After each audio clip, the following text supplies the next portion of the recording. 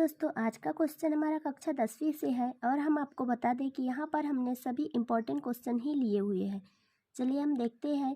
यदि कोण ए और कोण बी न्यूनकोण हो जहाँ cos A is equal to cos B हो तो दिखाइए कि कोण A बराबरी से कोण B है। यह 8.1 का क्वेश्चन 6वें नंबर का है। चलिए हम इसे सॉल्व करते हैं। तो सबसे पहले हमारे पास गिवन क्या क्या है वो लिख देते हैं हम। गिवन दैट हमारे पास है कि कोण ए और कोण बी न्यूनकोण है जहाँ cos A और cos B इक्वल है। तो हम लिखेंगे cos A इक्वल है cos B के। अब हम डायग्राम ड्रॉ करते हैं।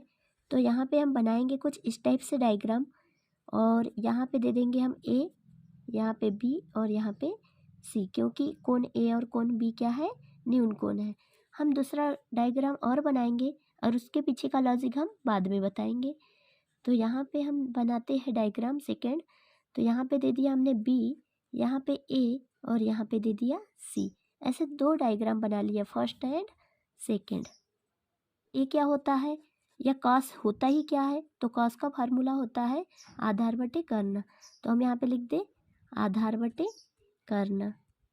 सेम यहाँ पे भी कॉस थीटा कॉस B ही है, तो कॉस है तो यहाँ पे भी क्या हो जाएगा, आधार बटे कर्ण हो जाएगा। अब हम क्या करें, इस A वाले के लिए cos A वाले के लिए हम डायग्राम A वाला लेंगे और cos B के लिए हम डायग्राम A वाला लेंगे, राइट। फिर हम देखते हैं cos A मीन्स आधार बटे कर्ण, तो आधार बटे कर्ण का क्या होगा, AC बटे AB। तो हम लिख देंगे AC बटे AB। देन इसको भी कैसे लिखेंगे हम, cos B को भी BC बटे AB, BC बटे AB। चूँकि हमने यहाँ पे दो प्रकार के चित्र इसलिए बनाए हैं क्योंकि यहाँ पे cos A लिखा हुआ है, यहाँ cos B लिखा हुआ है। न्यूनकोण यहाँ पे A है, यहाँ पे न्यूनकोण B है। जिस प्रकार का न्यूनकोण हो, यहाँ पे cos A टाइप का न्यूनकोण है तो हमने ये वाला डायग्राम लिया। समकोण से जस्ट लगा हुआ कोण हमारे पास क्या रहना चाहिए, यहाँ पे न्यूनकोण रहना चाहिए वाला।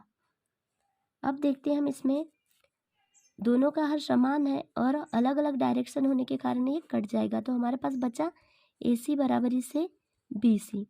अब हम देखेंगे, अच्छा तो हम जानते हैं कि भुजा के सामने वाला कोण भी आपस में क्या होता है, बराबर होता है। तो AC के सामने क्या कोण क्या हो जाएगा, कोण B। देन यहाँ पे भी ऐसे ही BC के सामने का कोण क्या हो जाएगा, तो BC के सामने का कोण हो जाएगा कोण B। कि AC के सामने का कोण कौन सा है, B। तो भुजा के सामने का कोण आपस में क्या होता है, बराबर होता है। ऐसे ही BC के सामने का कोण क्या है, A। तो यहाँ पे हम BC की जगह क्या लिख सकते हैं, BC की जगह हम क्या लिख सकते हैं, कोण A। या हम इसी को अरेंज करें तो अरेंज करने पर हम ऐसा लिख देंगे कि कोण A बराबर है कोण B। आशा करते हैं कि आपको पूरा समझ में आया होगा। शायद हमारी वॉइस उतनी अच्छी नहीं आ रही होगी, हमारी तबीयत खराब होने के कारण। Thank you.